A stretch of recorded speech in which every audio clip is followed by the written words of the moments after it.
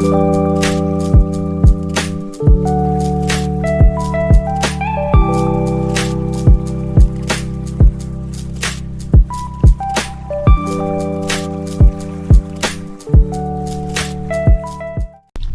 guys, Captain Kip Grunlow here. It's May 18th, 2018, and we've come out here today to show everybody and let you know what's been going on with the fishing for the last month or so and what's going to be coming up in the next summer months.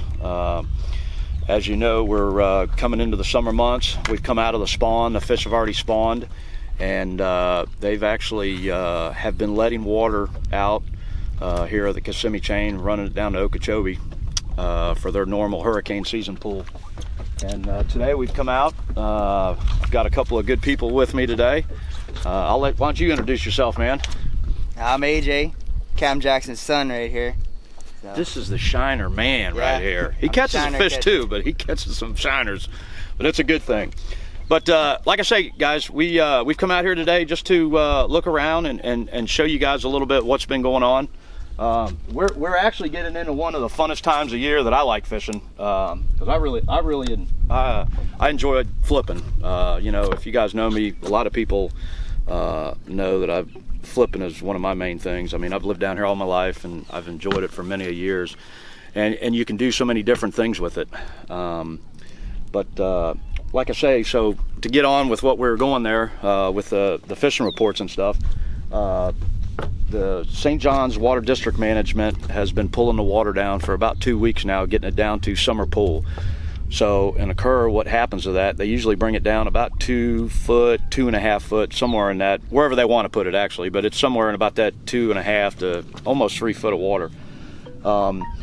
So in 10, what happens to all these fish is, for the most part, most of these fish that have been living up in there with the high waters, they'll actually start pulling out here to the outside edge, or they'll move out to the, out in the open water. So for instance, what I like to find is I like to find mixed cover. Anytime that you find mixed cover, you're going to have a real good case of finding a lot of fish. So as you can see in front of us, we've got pads and we've got Kissimmee grass. That, in some places it's thicker Kissimmee grass, and then in some places it's thicker pads, and then in some places it's mixed with the grass. So, generally what we like to do is, there's really two ways you can get about this. You can either fish directly in on the outside, or you can, flip back, 5 yards, 10 yards into that. Basically what I like to use this time of year, I use a 1 ounce jig. There's a few of them that I use. The colors really don't mean a whole bunch to me, because I've caught them on every different colors there is to catch. But basically, like I say, all I'm trying to do is like hit open parts. Now you can see like an area like this right here. I don't know if the cameras can zone in on that. But what you have here is you have just a little area of mixed Kissimmee grass and pads. So basically coming up to it, the first thing I would do is sort of pitch right in on the inside of that. And basically what you're going to do is let that bait go all the way down to the bottom and let it sit for a minute, and then just pull it up, okay? Now, 90% of your hits from flipping like this is when you first pitch it in, before it gets to the bottom, you're going to have a fish on there, or the first time you pick it up, to where you pitched it in there, that fish heard it, knew something was there, he turned around on it, you pick it up, he sees it, he eats it. Other than that, if we were in the winter time, I would say you could pitch it in there and, you could yo-yo it 5, 10, 15 times, and a lot of times you get bit like that because that's what you have to do. But this time of year, it's a absolute essential that fish is going to hit when it first hits the water, or the first time you pick it up. So, AJ, you want to add anything to that? You explained it pretty good. We're gonna start fishing here, guys. So we're gonna put it up, and we're gonna do a live dealio here. So stay tuned, and we're gonna catch some good fish. Nice. Well, here's another little sleeper, guys, that we tend to catch a lot of fish on are frogs. This one, for instance, is actually a hollow body frog. Now, as I was just explaining about the flipping, you need to have something ready. Good little keeper fish. Good job, man. Good job. But as you can see, this is a hollow body frog, and it's a like I say. Then again, same thing. Colors. I don't think really colors matter too much because the fish are really trying to eat. Now, what just happened there? We were actually flipping down the bank. A fish blew up in there, and I told AJ to grab a frog if he had one handy because I still had mine in the boxes. And he grabbed a frog, threw it in there once, missed it. Fish blew up again. He threw it back in there, and the fish devastated it. So it's always good this time of year too to have something ready that you can throw back in thick cover. And there's nothing better than a hollow body frog or a zoom, horny toad, any kind of frog, any kind of plastic frog. I mean, we're down here in Florida where everything lives. So, you know, like I say, colors really, you know, I know everybody's got their favorite colors, but I promise you, I've caught them on every color known to mankind, and there's not a better one than a better one. You know, they all work equally. It just matters if the sun's out, it's overcast, you know, you have to work it like that. But for the most part, you know, these things are dynamite. How much battery?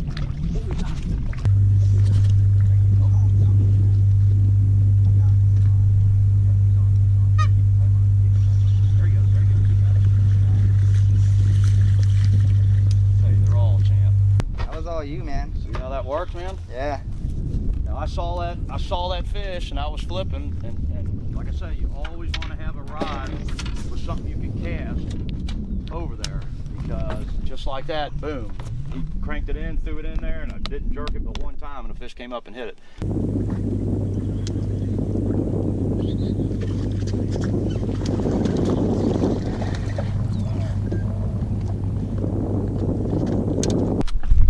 No sun and overcast. Nice job, man. Yeah. Hit it on the fall. Yeah, hit it right away. Right on the fall. I lifted up. I thought he was gonna be bigger because it was just heavy, you know. Yeah, I hooked him good apparently. Yeah, let me. But they're around, you know, this is Toho.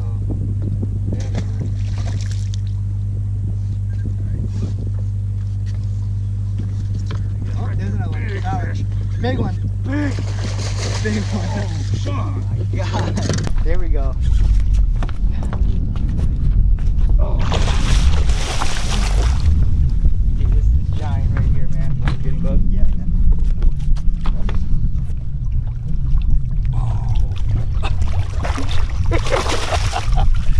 Oh, you came off. Oh, okay. Get that on film. Woo! Good they had a good grip on him, man. That's what we're talking about right there. Good job. What I was just talking about. The That's a big ones right Toho here, special there, brother. That's what it's all about, man.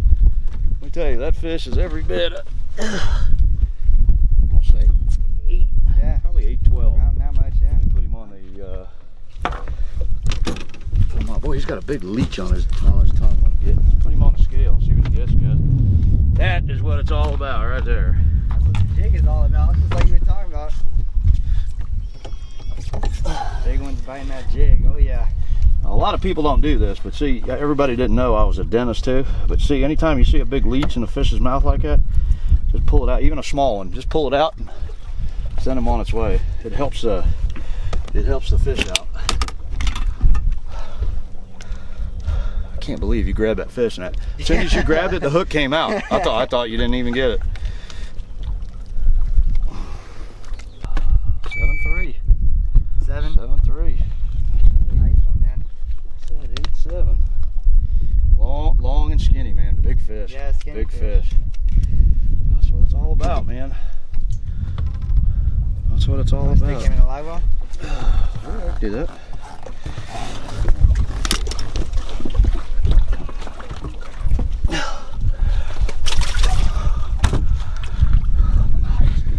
That's why you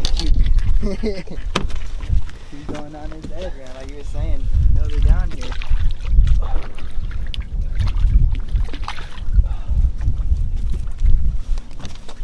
In there, I let it sink to the bottom. I let it sit. I picked it up, and then let it sink back down. And then I was actually pulling that up to go to the next spot. And I guarantee you that fish was sitting there looking at that thing. And when I decided to pick it up and go to the next spot, that fish thought it was getting away, and he pelted onto it. And you know, you have to be ready at all times. You know, a lot of times I'll take a if I'm using a real heavy lead and I'm getting a lot of fish that I pull it up and they blow up on it on top when I pull the bait out of the water, that tells you that they're, you know, I need to go down to a little bit lighter weight and they're actually trying to bite and they're feeding. So, you know, there's a lot of different ways you can look at it, but like I say, when you're flipping and pitching, it's just crucial to stay in eye contact and know your surroundings. It's super important. I can't hesitate on that enough, because if you're thinking about other things, you know, anybody else weren't paying attention there might have lost that fish or thought it was grass. But to me, it was just a natural instinct of knowing, you know, knowing what's going on or the game plan. That was a good fish. That was a nice fish.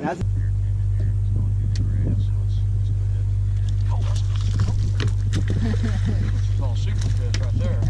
A little chunk. That's probably the smallest one I've got in a couple of days. I mean, that was an instantaneous. That fish was on there before it even got to the bottom, man. Little chunk. Actually been caught or pretty fish. Nothing better than that sound going when you set it, AJ? Pretty cool, man. Pretty cool. Yeah, that's I tell you, that gator rod, about 8-foot flipping stick, man, I'll tell you. Credit a lot of that fishing to that, because it really enables me to pull that fish out of that stuff before it gets, you know, hung in there. And that Kissimmee grass is like nylon rope. You know, those fish, they didn't get big by being stupid. They know how to get off, and this rod enables you to just whack them and get them coming, get them up to the top and get their nose out of that. And once you get them out of that stuff, you got them, you know. And see that right there, catching that one was just a positive of knowing, you know, what a wall of grass is supposed to look like there. And I just kept going. We were actually fixing to leave, folks. And I said, here, this wall looks pretty good here. Let's try it. And I made 2 flips and got that one. Change this bit around real quick. All right, guys, all good things must come to an end. Today we got lucky filming a show. We did get a giant. What a fish, man. Beautiful fish. So I hope you guys enjoyed what we showed you and what we could show you how to catch these beautiful fish out here on Lake Toho or on the Kissimmee chain. What a fish, man. What a beauty. Let's put her back for next time so you can come back and see us, guys. Until next time, my sweet pea, we'll see you soon.